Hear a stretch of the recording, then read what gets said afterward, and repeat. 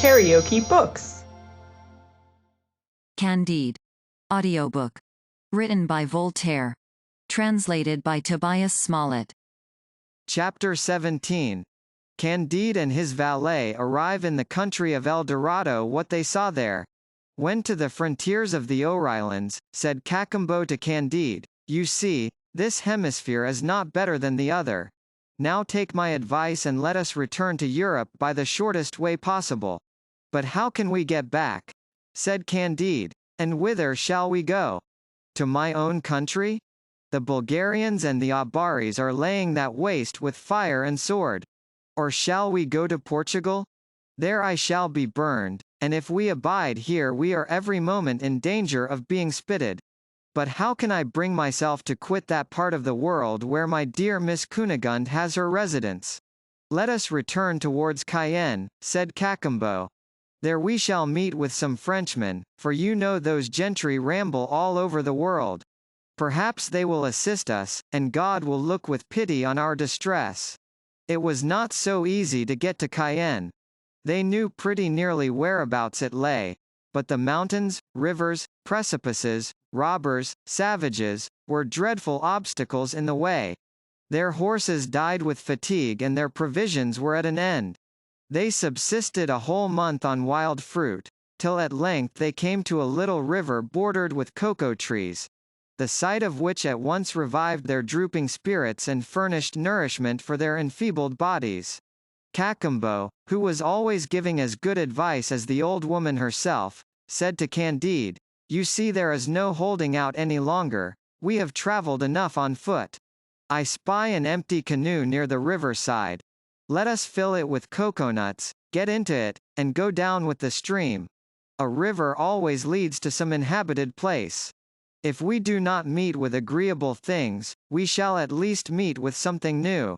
"Agreed," replied Candide. "Let us recommend ourselves to Providence." They rowed a few leagues down the river, the banks of which were in some places covered with flowers, in others barren, in some parts smooth and level, and in others steep and rugged. The stream widened as they went further on, till at length it passed under one of the frightful rocks, whose summits seemed to reach the clouds. Here our two travelers had the courage to commit themselves to the stream, which, contracting in this part, hurried them along with a dreadful noise and rapidity. At the end of 24 hours they saw daylight again, but their canoe was dashed to pieces against the rocks. They were obliged to creep along, from rock to rock, for the space of a league, till at length a spacious plain presented itself to their sight. This place was bounded by a chain of inaccessible mountains. The country appeared cultivated equally for pleasure and to produce the necessaries of life. The useful and agreeable were here equally blended. The roads were covered, or rather adorned, with carriages formed of glittering materials, in which were men and women of a surprising beauty, drawn with great rapidity by red sheep of a very large size, which far surpassed the finest coursers of Andalusian Tetuan, or Mequinez. "Here is a country, however," said Candide, "preferable to Westphalia." He and Cacambo landed near the first village they saw, at the entrance of which they perceived some children covered with tattered garments of the richest brocade, playing at quoits. Our two inhabitants of the other hemisphere amused themselves greatly with what they saw. The quoits were large, round pieces, yellow, red, and green, which cast a most glorious lustre.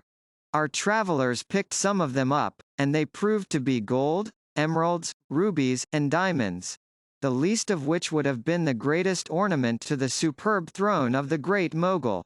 "Without doubt," said Cacambo, "those children must be the king's sons that are playing at quoits." As he was uttering these words the schoolmaster of the village appeared, who came to call the children to school. "There," said Candide, "is the preceptor of the royal family."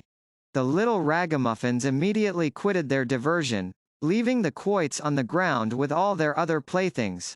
Candide gathered them up, ran to the schoolmaster, and, with a most respectful bow, presented them to him, giving him to understand by signs that their royal highnesses had forgot their gold and precious stones. The schoolmaster, with a smile, flung them upon the ground. Then examining Candide from head to foot with an air of admiration, he turned his back and went on his way. Our travelers took care, however, to gather up the gold, the rubies, and the emeralds. "Where are we?" cried Candide. "The king's children in this country must have an excellent education, since they are taught to show such a contempt for gold and precious stones." Cacambo was as much surprised as his master. They then drew near the first house in the village, which was built after the manner of a European palace. There was a crowd of people about the door, and a still greater number in the house.